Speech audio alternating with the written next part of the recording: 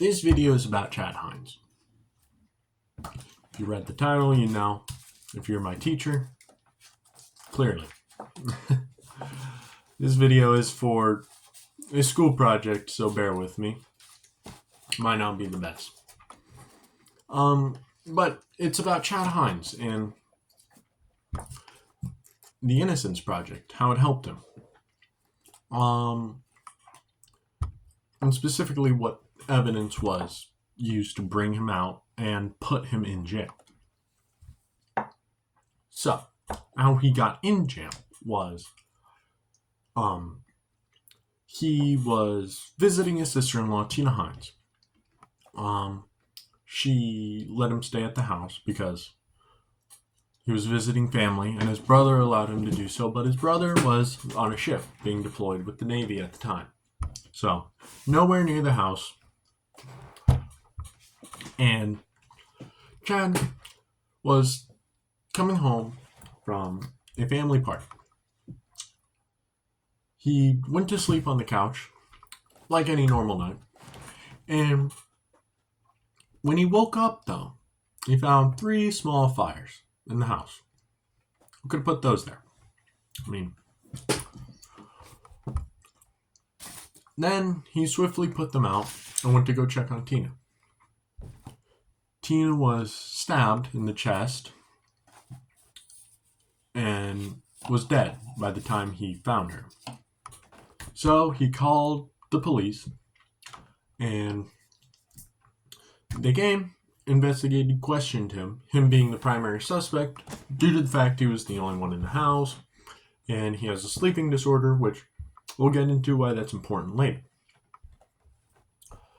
So, he was the lead suspect. He later became the defendant because I wouldn't be making this video if he was never in jail.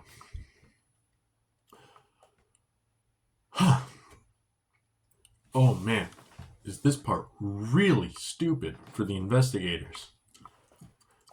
So, the investigators find some hair not belonging to either Tina, Chad, or Jeremy even, on Tina, a bloody fingerprint on a sink in the bathroom that didn't belong to Chad, Jeremy, or Tina. No murder weapon was found either. There was also skin under Tina's nails that didn't belong to Chad, Jeremy, or herself. So, how was Chad convicted in the first place? Chad was convicted because of, 1, a numbers issue with the probability of the DNA not being his. 2, at the fact that they didn't go over the sperm or skin found at the crime scene during the court prosecution. 3, Chad's lawyer was never disclosed of the other evidence found at the crime scene besides the hair. So, the investigators came in only with the hair, and there was a shadow casted of doubt that it could have still been Jeremy and not someone else, which the DNA belonged to. So Chad fought hard for this, and eventually he was put in jail in 1997. He called the Innocence Project, and the Innocence Project got to him in 2007. Well, exonerated him in 2007. They reviewed the DNA and found that the DNA belonged to someone close to Jeremy Heins. And Jeremy Heins, the brother, had a friend named Michael. Michael Zaire. I don't know if I'm pronouncing that right. Probably not. I have it written down.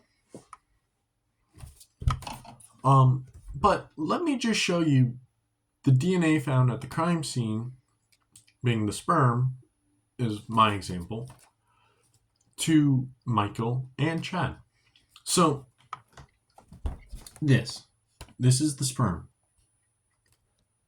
found at the crime scene. The matching alleles, which, if you don't know what alleles are, they are basically repeating segments of DNA that are unique to a person. But his matching alleles, well, the crime scene matching alleles were 8 and 17. Chad's are 8 and 11. Michael's are 8 and 17. So, I mean, it's very, very likely that it wasn't Chad. But due to the statistics issue during the court screening, thrown out. Nope. And now that wasn't the only reason he was put in prison. There was some other reasons that could have very well led to this just not being pursued by the Innocence Project if they didn't find anything other than the hairs. But Chad was being prosecuted on terms of being jealous of his brother and, just having a sleeping disorder, which I mentioned earlier, which he basically sleepwalk. But I mean, I don't see how somebody who sleepwalks, English, could have the cognitive ability to fully just stab someone and there was sperm found, so SA someone, as well as start 3 fires.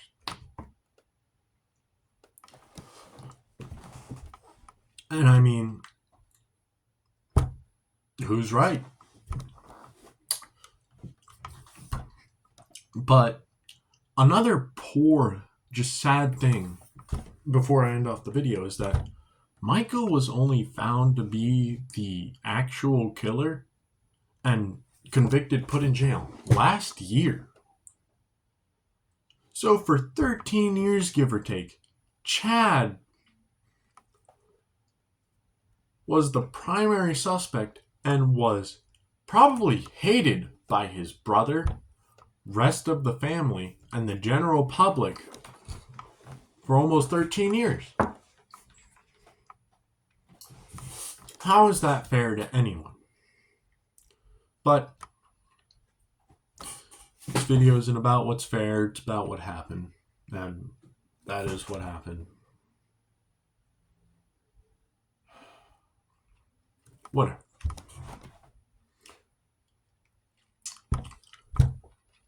But I'll probably post again, I don't know when, an actual video. Not just for school. But see you later. Bye.